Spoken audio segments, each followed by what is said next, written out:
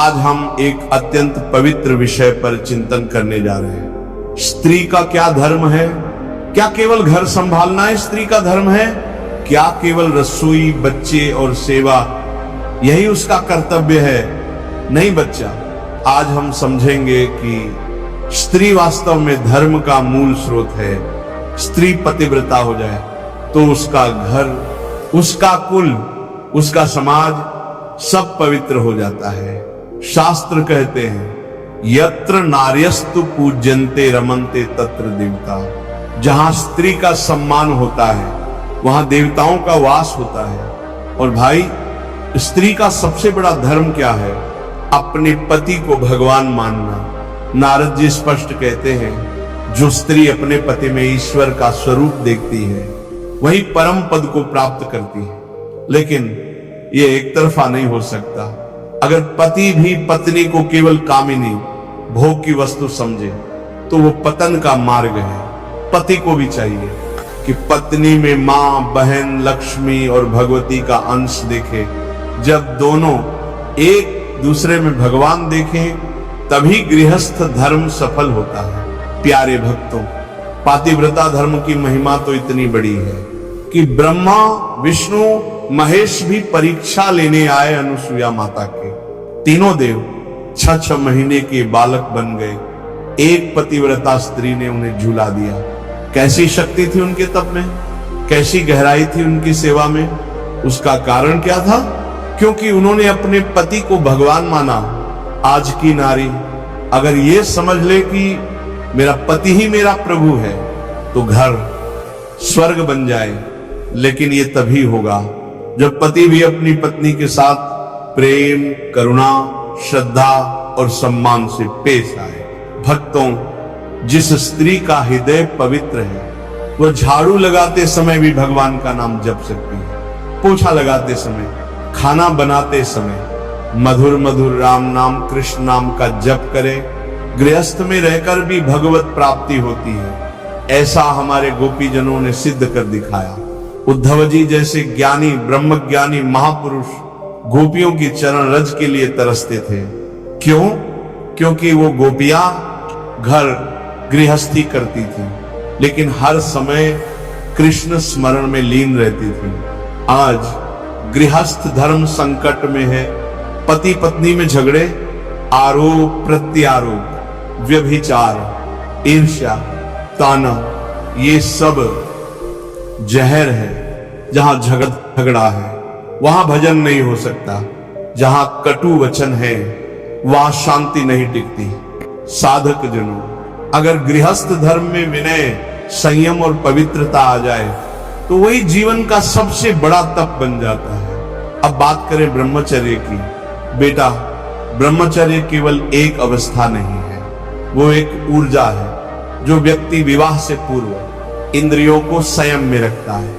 उसका तेज, उसका बल, उसका ध्यान सब दिव्य हो जाता है। नारद जी कहते हैं, ब्रह्मचारी को चाहिए कि वह मौन रहे, गुरु की सेवा करे, इंद्रियों को वश में रखे, भोजन भी केवल एक बार गुरु की आज्ञा से ले, गायत्री मंत्र का जप करे, त्रिकाल संध्या करे और भिक्षा से प्राप्त अन्न से ही जीवन निर्वाह करे।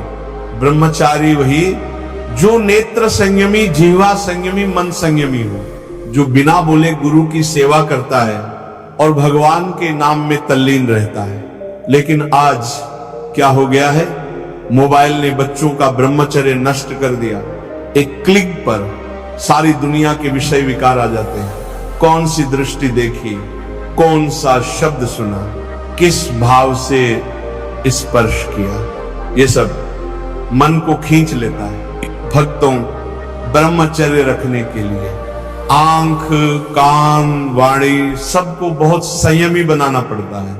सत्संग, ध्यान, गुरु सेवा यही बचा सकते हैं। इस विकृत युग में गृहस्थ हो या ब्रह्मचारी, अगर संयम नहीं है तो जीवन बहक जाएगा। जो स्त्री पति को छल कर किसी और से संबंध रखती है वह रौरव नरक को प्राप्त होती है।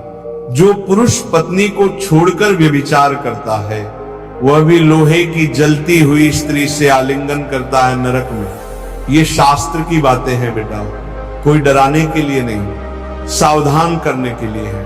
प्यारे साधक जनों, जो स्त्री पातिव्रता है और जो पुरुष एकनिष्ठ है, भले उनके पास धन न हो, लेकिन उनके घर में शांति होती है, भगवान की कृपा होती है।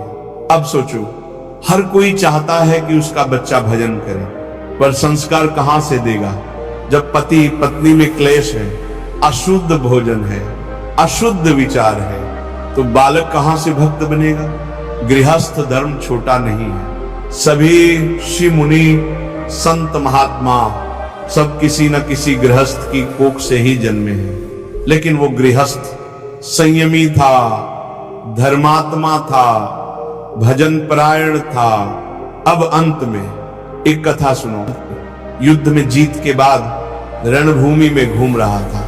वहां उसने एक स्त्री को देखा जो दीपक लेकर शवों के चेहरों को देख रही थी।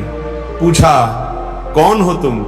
वो बोली, मैं राजकुमारी हूं। मेरा विवाह एक राजकुमार से तय हुआ था, वह युद्ध में मारा गया, उसी का चेहरा ढूंढ रही हूं ताकि सती हो सकूं। बोलो, कितना महान चरित्र।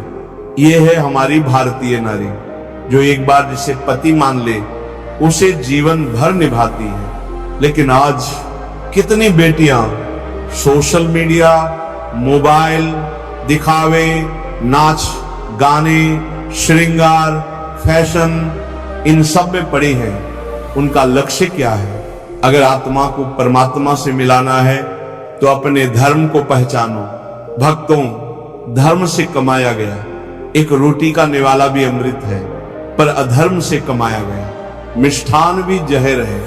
धर्म से जियो, पवित्र बनो और अपने पति पत्नी को ईश्वर का अंश मानो।